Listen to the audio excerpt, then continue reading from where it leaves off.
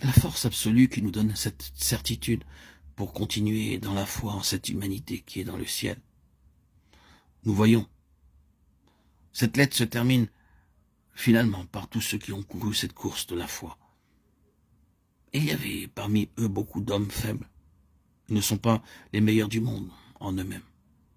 L'histoire de leur échec étant des hommes avec des passions, comme nous-mêmes, n'est pas couvert par le Seigneur.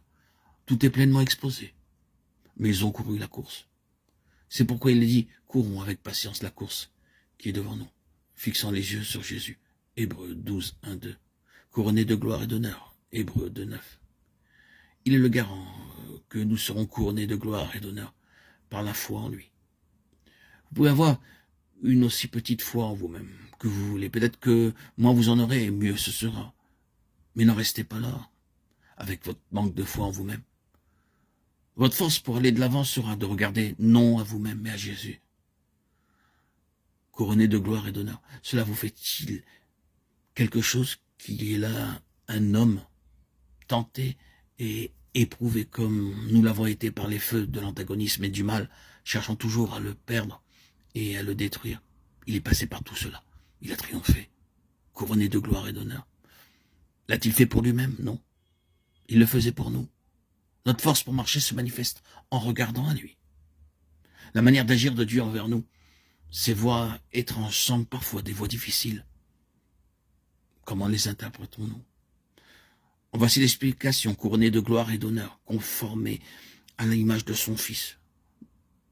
Nous passons par le feu, nous sommes testés, éprouvés, nous passons réellement par des temps difficiles dans les mains de Dieu. Mais qu'est-ce qu'il fait? Bien parfois, il semble que le feu manifeste tout ce qui est mauvais en nous, comme si cela venait à la surface. Mais regardons de nouveau dans le creuset. La grâce, l'écume est apparue à la surface, c'est vrai. Mais qu'est-ce qu'il y a en dessous? L'or est en dessous. Nous ne voyons que ce qu'il y a à la surface. Ce sont les choses qui se voient que nous remarquons. Mais Dieu fait quelque chose de profond en dessous. Ce ne serait pas bien pour nous de savoir tout ce que Dieu fait tout au fond. Nous pourrions bien vite, dans notre pauvre humanité, devenir spirituellement fiers. Ce serait bien la dernière chose à faire pour notre bien. Mais il fait quelque chose de profond, tout en bas. Il affine l'or, même si nous sommes plus conscients de la surface écumeuse que du reste. Il nous couronne de gloire et d'honneur, afin que nous puissions nous tenir avec honneur devant Dieu. C'est un mystère, mais nous devons l'accepter. Jésus a réellement pris notre nature humaine et l'a transportée dans la présence de Dieu.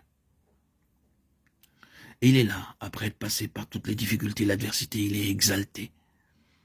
Notre humanité est déjà exaltée avec gloire et honneur en présence de Dieu. Jésus est là. Il est le gage que, alors que notre présence devant Dieu conduirait à notre complète destruction, nous pourrons demeurer dans la présence de Dieu sans être détruits. Il est le gage de cela. Si vous l'avez perdu, si vous êtes en danger de la perdre, ou si vous ne l'avez jamais encore suffisamment saisi, maintenez-vous fermement sur la base d'une grande foi objective. Nous pouvons devenir tellement subjectifs dans notre foi, dans notre doctrine, que nous sommes totalement occupés avec ce qui est au-dedans de nous-mêmes, et c'est une chose dévastatrice. Vous n'aurez jamais d'encouragement, vous perdrez tout espoir en agissant ainsi. Puisse le Seigneur établir cet équilibre entre la vérité subjective et objective et restaurer en nous la pleine harmonie d'un grand fait, de ce fait glorieux sans lequel tout le côté subjectif sera pour notre perte.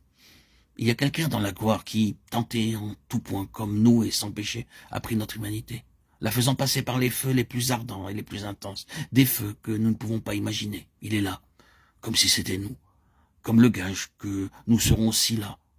Pour moi, c'est merveilleux. C'est cela l'évangile, c'est cela la substance, l'essence, le cœur du christianisme. L'incarnation est le véritable cœur du christianisme. Oh. Oui, quelle que soit la longueur de notre vie, nous n'allons pas avoir de nous-mêmes une meilleure opinion ou trouver en nous de quoi nous féliciter. Cela va aller de pire en pire, mais la contrepartie de tout cela, c'est Christ en vous, l'espérance de la gloire, couronné de gloire et d'honneur.